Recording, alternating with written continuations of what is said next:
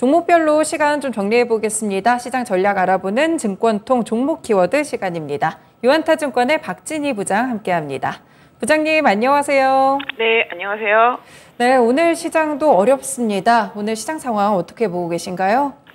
네, 일단 시장이 좀 변동성이 큽니다. 장 초반에 강하게 반등했던 2차 전지도 하락으로 전환되는 종목들이 상당히 좀 많아지고 있는 상태 속에서 다시 시장 지수 하락폭 커지고 있는 모습 보실 수가 있겠습니다. 반도체 섹터를 비롯해서 IT 섹터 전반 다 약한 모습이고요. 또 중국 관련 주식들까지도 다 약한 모습 보여지고 있습니다. 일부 바이오하고 일부 의료기기, 로봇 관련주들 이런 쪽들만 지금 좀 반등세 나타나고 있고요. 나머지들은 대체로 좀 약한 모습입니다. 음식료 섹터에서도 일부만 좀 강세, 전반적으로 시장이 다 약하다고 좀 말씀드릴 수가 있겠고요. 전반적으로 미국과 중국에 대한 우려감 이런 부분들이 오늘 우리 시장에 집중적으로 좀 타격을 주고 있는 상황이라고 말씀드릴 수가 있겠습니다. 혹시나 글로벌 리스크에서 쉽게 벗어나지 못하는 증시의 모습이 펼쳐지고 있는데요. 오늘은 그럼 시장에 어떤 특징들이 숨어 있을지 첫 번째 키워드 확인해 보겠습니다. 2차 전지 반등세가 둔화되고 초전도체 테마는 급락하고 있습니다. 오늘의 시장 분위기 잘 설명이 되고 있는 것 같은데요. 부장님 어떻게 보시나요? 일단 지금 전반적으로 2차 전지 섹터주들이 반등을 해주어야지만 지수가 살아날 수가 있는데 그 부분이 오전장 초반에 조금 실패하는 모습입니다. 계속적으로 좀 하락세가 유도되면서 추가적인 하락이 이어지고 있는 상태 속에서 환율도 지금 5원 10전 올라 있는 상태라고 보시면 지금 1342원입니다. 최대 마지노선이 1350원인데 거의 다다른 모습이고요. 사실 초반에 외국인과 기관의 매도세가 막 집중되고 있지는 않지만 2차 전지 쪽의 하락이 지수 하락에 영향을 많이 주고 있다는 점 염두에 두실 필요가 있겠습니다. 일단 초반에 좀 반등해서 지수 조금 잘 버틸려나 싶었는데 이내 좀 하락을 했고요. 오히려 지금 에코프로랑 금양 정도 좀 버텨주는 모습 나타나고 있습니다. 첨보도 어제 급락한 상태 속에서 오늘 좀 반등 나오고 있지만 미약하다라고 말씀드릴 수가 있겠습니다. 최근에 좀 반등했었던 소부장 섹터와 장비 섹터까지도 해서 2차 전지 sek터 전반이 좀 약세 흐름 보여주고 있는 모습 보실 수가 있겠고요. 또 테마를 형성했던 초전도체 관련한 것들도 좀 안 좋은 뉴스, 초전도체 아니다, 이런 뉴스 나오면서 급락이 나오고 있는데요. 거래 정지가 되어 있는 종목들은 오히려 좀 하락을 피했습니다만 거래 정지가 안 걸린 종목들은 오늘 좀 급락이 나오면서 개인 투자자분들이 조금 피해도 좀 커지지 않을까 싶습니다. 그래서 초전도 테마 같은 경우는 리스크가 항상 있다라는 점 좀 염두에 두실 필요가 있겠고요.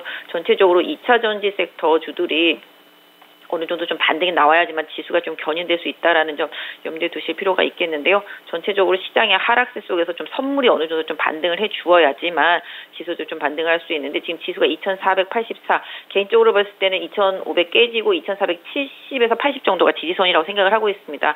그래서 오늘 오전 중에 어느 정도 좀 바닥성이 나온다라면은 반등 시도는 일정 부분 좀 나타날 수 있겠다. 그래서 2차 전지 종목들 오늘 찍은 저점들 대장주들 포스코 홀딩스, 에코프로 포스코 퓨처엠 되겠죠. 이런 종목들 저점에서 기술적인 반등 들어온지 여부 좀 보셔야 되겠는데 전체적으로 아까 초반보다는 급락한 이후에 낙폭이 조금씩 줄어들고 있기 때문에 2차 전지 대장주들의 흐름 면밀히 좀 살펴보셨으면 좋겠습니다. 네, 2차 전지는 대장주들 중심으로 체크를 해보시고요. 초전도체 관련 테마 종목들이 급락하고 있다는 점, 변동성이 심화된다는 점도 함께 전해드렸습니다. 두 번째 키워드 만나보시죠. 네, 오늘 또 많이 밀리는 쪽이 중국 소비 관련 종목들입니다. 아무래도 7월 생산이나 소비 지표도 좋지 못했고요. 중국에 대한 지표 영향도 있는 것 같은데 추가적으로 급락 흐름이 좀 나오네요. 부장님 어떻게 보시나요?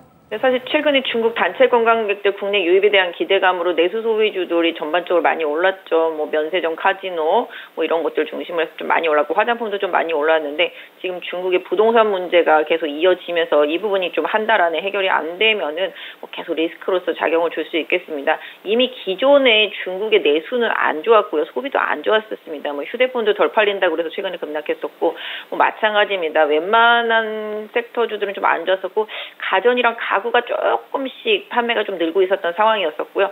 이 부분은 이제 아파트 지어지고 입주하는 물량들 좀 약간씩 늘어나면서 약간 그런 부분이 영향을 받았습니다만은 최근에 벽개업 문제 터지면서 시장이 더 그 부분을 우려하고 있습니다.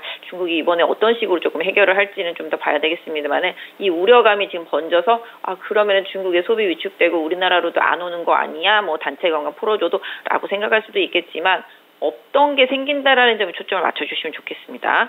그래서 결론적으로는 뭐 우리가 경기 안 좋아도 뭐 해외 갈 사람 다 가고 쓸 사람 다 쓰는 것처럼 뭐 중국에서도 워낙 소비가 안 좋기 때문에 쓰라고 이번에 다 전체적으로 글로벌적으로 이제 풀어준 부분인데요. 결국은 없던 게 생긴다는 거에 좀 초점을 맞춰주시면 좀 긍정적으로 좀 보실 수 있는 포인트가 되지 않을까 싶습니다. 그래서 오히려 좀 조정을 이용을 해서 면세점이나 카지노 이런 쪽들은 오히려 저점에서 한번 기술적으로 좀 공략해보는 전략, 뭐 파라다이스나 롯데관광이나 호텔신라, 뭐 현대백화점, 뭐 신세계 다 마찬가지가 되겠습니다. 이런 종목들, 뭐 아난티까지 해서 최대한 지금의 시장 분위기 조정을 뭐 싸게 살 수 있는 기회 이런 쪽으로 삼아보시는 게 맞겠다. 아까 말씀드린 대로 다른 건 몰라도 면세하고 카지노 쪽은 분명히 단체 관광객이 들어오면 수혜가 있다라는 점, 이 부분을 조금 염두에 두셨으면 좋겠습니다.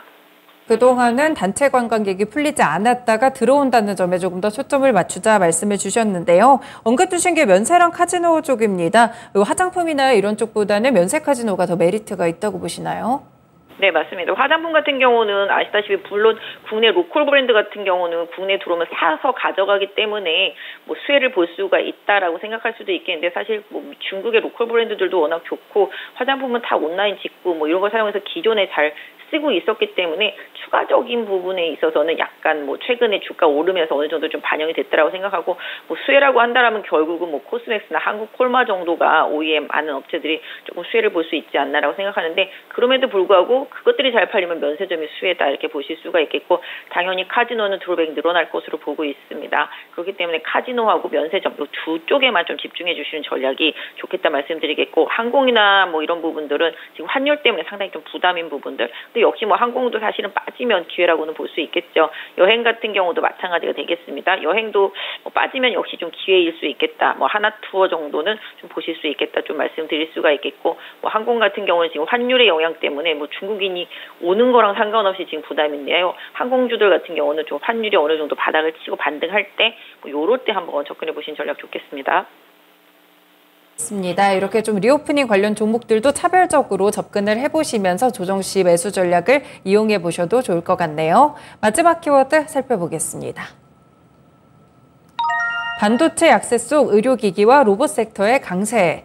네, 반도체는 역시나 2차 전지처럼 같이 좀 밀리고 있고요. 그나마 좀 이슈가 있는 의료기기라든지 로봇 쪽으로 매기가 쏠리는 것 같습니다. 어떻게 분석해 볼까요? 오늘 보시면 제약바이오 섹터주들이 많이 약한데요. 사실 미국의 금리 인상, 이 금리 인상으로 인해서 가장 피해보는 게 뭐 기술주하고 뭐 제약바이오 섹터라고 보실 수가 있겠죠.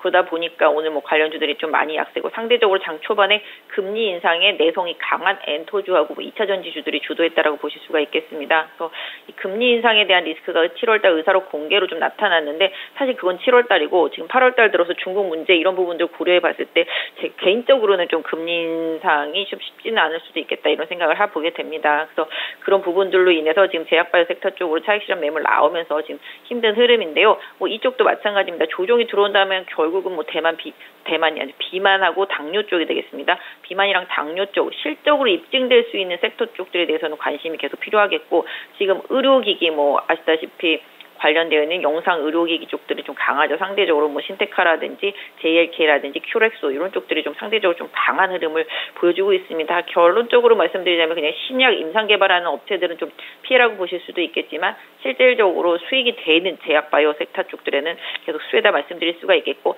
장 초반보다는 밀렸다가 낙폭을 좀 줄이는 흐름이 좀 나타나고 있다라는 점. 그래서 주도적으로 최근에 시장을 좀 이끌어왔었던 비만 당뇨 쪽들의 종목들에 대해서는 오히려 지금의 하락을 역시 또 기회로 삼아보시는 전략 필요하지 않을까 싶습니다. 네, 역시나 이쪽도 선별적으로 좀 대응을 하시는 게 필요할 것 같습니다. 드린 이런 섹터들 함께 주목해 보시면 좋겠네요. 부장님 오늘 말씀 고맙습니다. 네, 감사합니다. 네, 종목 키워드 시간 유한타증권의 박진희 부장과 함께했습니다.